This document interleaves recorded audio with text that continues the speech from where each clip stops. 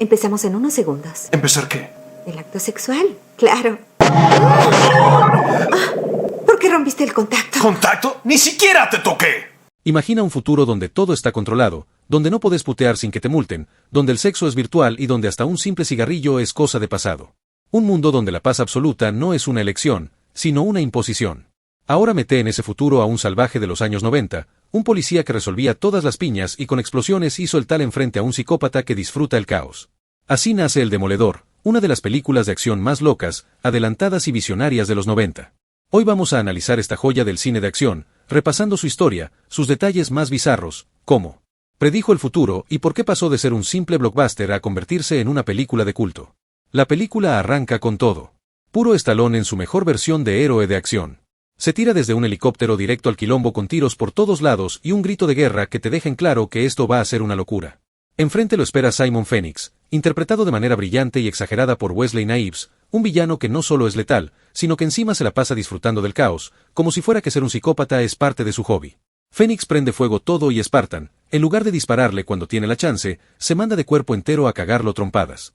Con el villano derrotado, todo parece que termina ahí, pero, no. El edificio entero explota y se derrumba sobre ellos, o al menos eso parece, porque de alguna manera los dos sobreviven.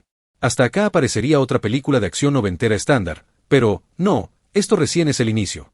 El problema es que los rehenes que supuestamente estaban en el lugar no aparecen por ningún lado hasta que un oficial empieza a encontrar cuerpos esparcidos por todo el edificio. Y así, de héroe a villano en 2 minutos, Spartan queda arrestado y acusado de haber actuado como un idiota y causado de la muerte de varios inocentes. Como castigo le dan una condena de 70 años en criogénesis hasta el año 2046. Acá es donde la película empieza a plantar sus ideas más interesantes. El concepto de cancelar la violencia o el problema realmente simplemente lo eliminan de la ecuación. Spartan es un héroe de la vieja escuela, un soldado hecho y derecho que resuelve todo con los puños y las balas, pero este futuro que se está construyendo ya no tiene lugar para este tipo de personajes. Después de esto, tenemos los créditos que si tenías dudas de verla, los nombres que aparecen en la intro ya te convencen. Sandra Bullock, Banton, sí, el director mala onda de Patch Adams y el guardián de los sueños de libertad. Más un joven Jack Black en un papel bastante chiquito. O sea, ya con el casting te das cuenta de que esto no es cualquier película de acción. Después, de la condena, damos un salto al futuro y conocemos a la oficial Nina Hasley, una policía que maneja un auto totalmente automático, pero que por pura nostalgia lo cambia a modo manual. Un detalle que parece menor, pero que ya nos dice mucho. Ella está aburrida con su presente y fascinada con el siglo XX. En su oficina tiene un póster de Arma Mortal con Mel Gibson y Danny Glover, una referencia directa a la época dorada del cine de acción, donde los héroes eran rudos, políticamente incorrectos y no pedían permiso para actuar. Esto nos plantea un mundo donde la seguridad y la estabilidad se lograron a costa de eliminar cualquier tipo de conflicto.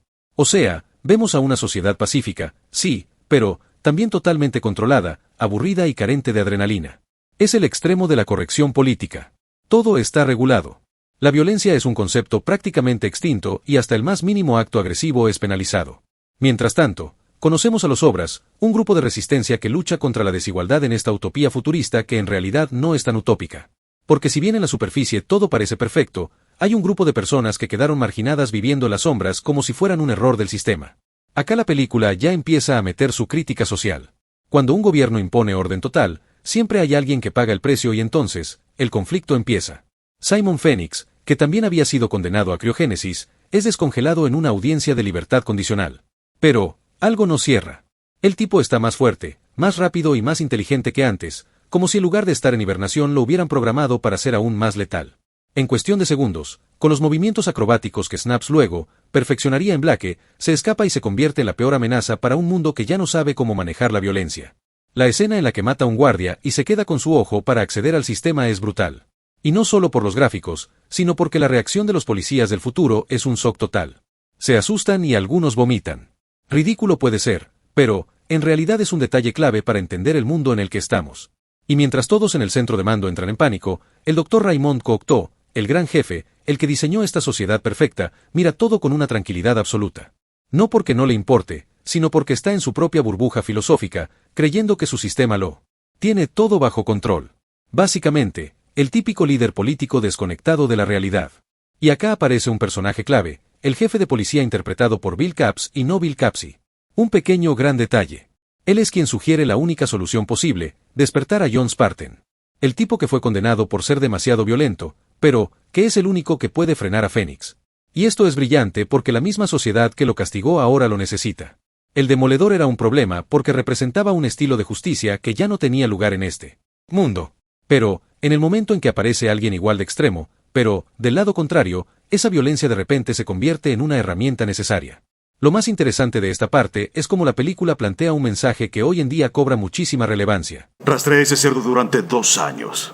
Cuando por fin lo llego a pescar, me convierten en hielo como premio.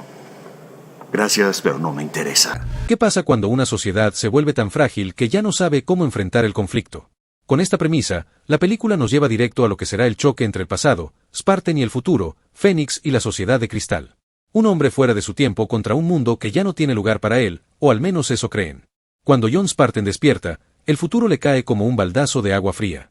Lo primero que se entera es que su esposa murió en un terremoto en el 2010 y que de su hija no hay información. Nadie le dice si está viva, si sobrevivió o qué pasó con ella. Es como si su pasado hubiera sido completamente borrado. Pero, no hay tiempo para lamentos porque le informan que lo despertaron con un solo propósito. Enfrentar a Simon Fénix, su archienemigo, o algo así. Porque la verdad es que Spartan nunca lo vio como un enemigo personal, simplemente era un demente al que había que meter tras las rejas. Ahí es cuando empieza a notar que este futuro tiene más sorpresas de las que esperaba. Pide un malo y le explican que los cigarrillos ya no existen. Ni el tabaco, ni la cafeína, ni la sal, ni el azúcar, ni el sexo, ni los insultos. Todo lo que en su época era algo muy normal, ahora estaba prohibido. Sandra Bullock representa perfectamente a la generación de este tiempo, optimista, ingenua y completamente adaptada a las nuevas reglas. Para ella, la idea de insultar o romper las normas es inconcebible, pero, al mismo tiempo, siente una fascinación casi infantil por la violencia del pasado. Es como si en el fondo supiera que este mundo es demasiado perfecto para ser real. Spartan acepta la misión porque otra no le queda y lo vemos con su uniforme futurista listo para la acción. Pero, las sorpresas no terminan ahí. En su primer contacto con el baño, descubre que el papel higiénico también dejó de existir, reemplazado ahora por un misterioso sistema de 3 caracoles marinas que nadie se molesta en explicarle. En medio de todo esto se reencuentra con Bill Capps, el mismo que en el pasado era un novato piloto y que ahora es un veterano del sistema. La conversación dura poco porque lo importante es que Fénix y suelto y no está perdiendo el tiempo. En su búsqueda de armas toma por asalto un museo y encuentra lo que tanto buscaba, un acelerador magnético, un arma futurista mucho más poderosa que cualquier cosa que había conocido en su época. Y mientras Fénix se arma hasta los dientes, Spartan llega al lugar listo para un enfrentamiento que llevaba 70 años en pausa. Fénix lo recibe a puro cañonazo y Spartan, aunque sigue siendo el mismo tanque de siempre, se da cuenta de que su enemigo ahora era más rápido, más fuerte y más peligroso. El enfrentamiento es brutal con ambos usando todo lo que tienen a mano, pero, al final, Fénix logra superarlo y escapa dejando a Spartan con las manos vacías. Pero, en su vida, Simon se cruza con el Dr. Cocteau y es en ese momento, cuando se da cuenta de que algo no estaba bien, intenta dispararle, pero, descubre que no tiene balas. Y lo más extraño, hay algo en su cabeza que lo estaba controlando. Un hombre resuena en su mente.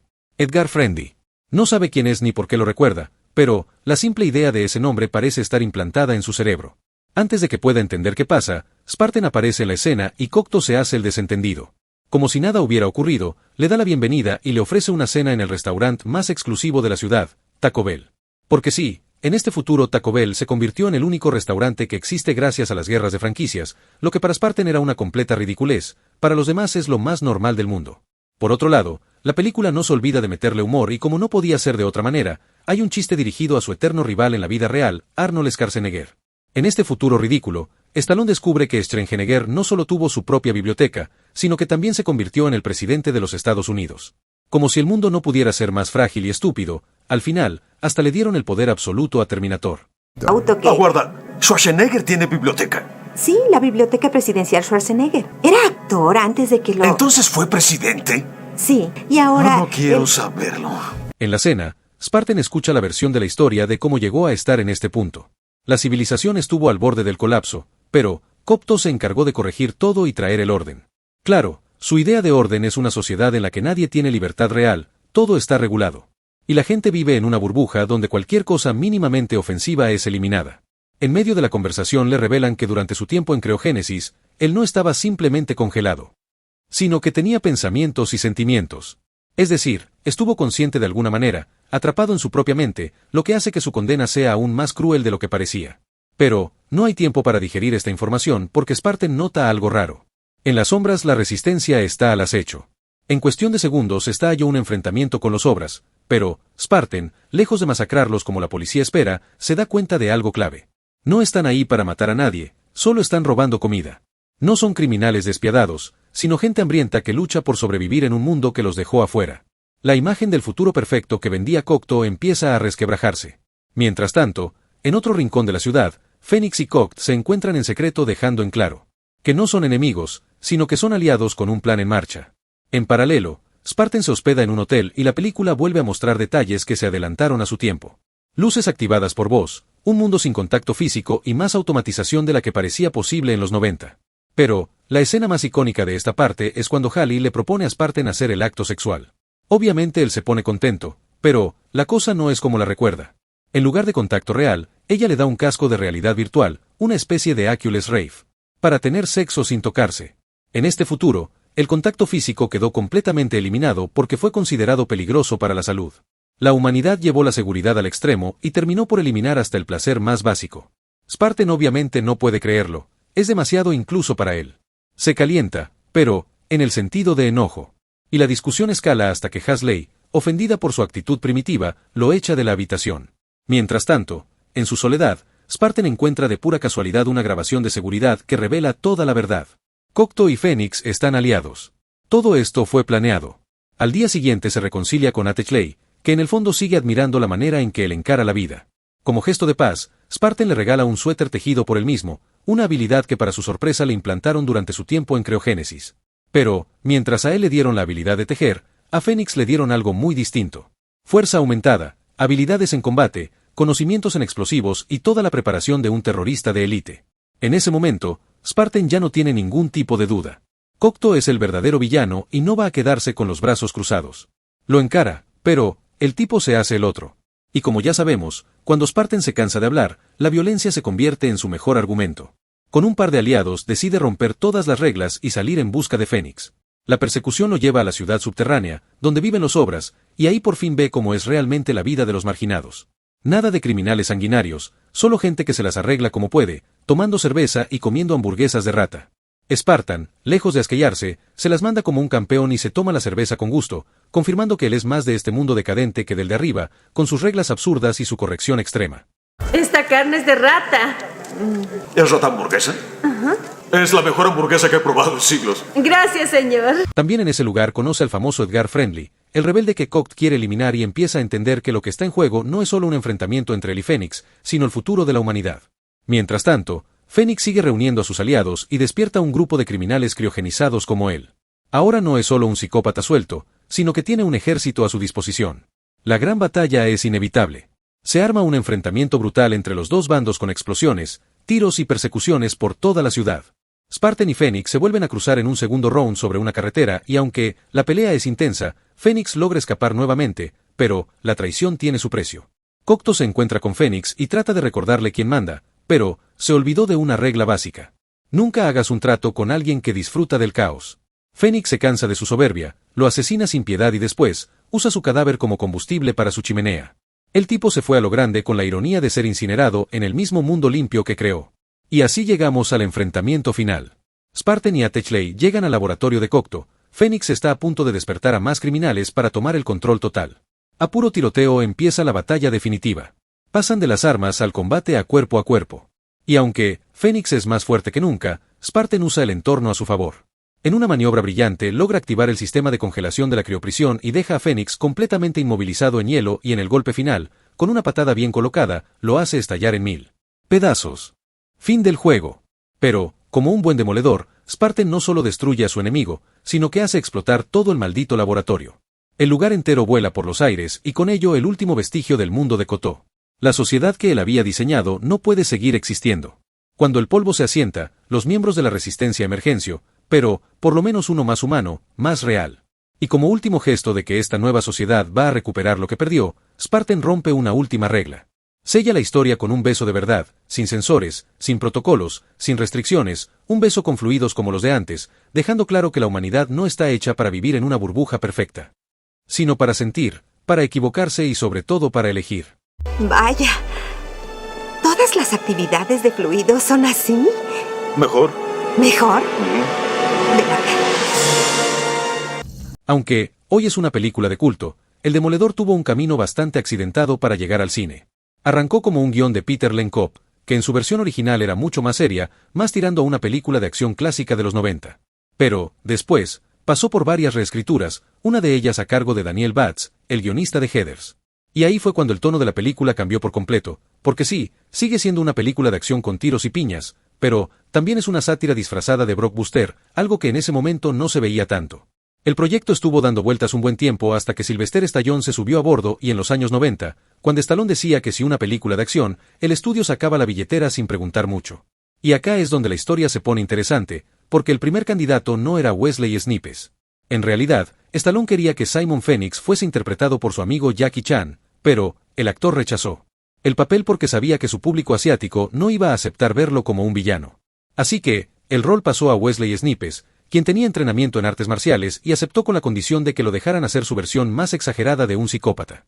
Snipes, de hecho, se metió tanto en el personaje que en las escenas de pelea tenían que frenar sus patadas porque eran demasiado rápidas para la cámara. Los productores le pidieron que bajara la velocidad, porque si no el movimiento se veía borroso. El título de la película también tiene su historia. No fue una invención de Hollywood, sino que se inspiraron en una canción de Police llamada Demolition Man. El guionista estaba manejando su auto, escuchó la canción y quedó enganchado con la frase. Años después, cuando el guión ya estaba en producción, el grupo inglés no solo permitió que usaran el nombre, sino que grabaron una nueva versión de la canción para la banda sonora de la película. El presupuesto de la película rondó entre los 45 y 75 millones, que para la época no eran una locura, pero sí suficiente para meterle efectos y locaciones futuristas. Pero, la película no solo tenía acción sátira, sino que también tomó inspiración de la literatura. Está basada de manera libre en la famosa novela Un mundo feliz de Aldo Huxley. Sin embargo, no fue la única influencia. Un escritor húngaro, Hit van de Mere, dijo que la historia era idéntica a su novela F of Dead, donde un terrorista y un soldado son congelados criogénicamente y despertados en el siglo XXI. Según Emere, el 75% de la película era idéntico a su libro, pero nunca presentó una demanda porque dijo que no tenía forma de pelear contra Hollywood. Después del estreno empezaron a circular rumores de una posible secuela. En un momento se dijo que el Demoledor iba a traer a Chan en lugar de Wesley Snipes, y que Mary Streep iba a interpretar a la hija de Stallone. El rumor lo soltó uno de los guionistas, pero la realidad es que el proyecto nunca pasó de la etapa de ideas. Finalmente, El Demoledor se estrenó en 1993 y tuvo una recepción moderada. En Estados Unidos recaudó 58 millones, que no fue un número espectacular, pero a nivel internacional sumó un total de 160 millones. Sin embargo, la crítica en su momento estuvo bastante dividida. Algunos la vieron como una simple película de acción con una historia medio tonta, pero, con los años, la gente empezó a darse cuenta de que era mucho más que eso. Lo loco es como la película se adelantó su tiempo. Cuando salió, mucha gente pensó que la idea de un mundo regulado era bastante exagerada, pero, ahora mirando el 2025 hay muchas cosas que no parecen tan descabelladas. La corrección política llevada al extremo también es otra cosa adelantada a la película y la eliminación del contacto físico de cierta manera también podríamos decir que está pasando después de la pandemia y con el auge del metaverso y la realidad virtual no parece algo tan imposible y eso sin mencionar los sistemas de vigilancia y control total. El mundo del Demoledor está lleno de pantallas y cámaras que monitorean todo, algo que en la era de los celulares y las redes sociales es prácticamente nuestro día a día. Y de esta manera, amigos, llegamos al final de este viaje por El Demoledor, una película que en su momento parecía solo acción e explosiones, pero que con el tiempo se convirtió en una visión bastante acertada del futuro.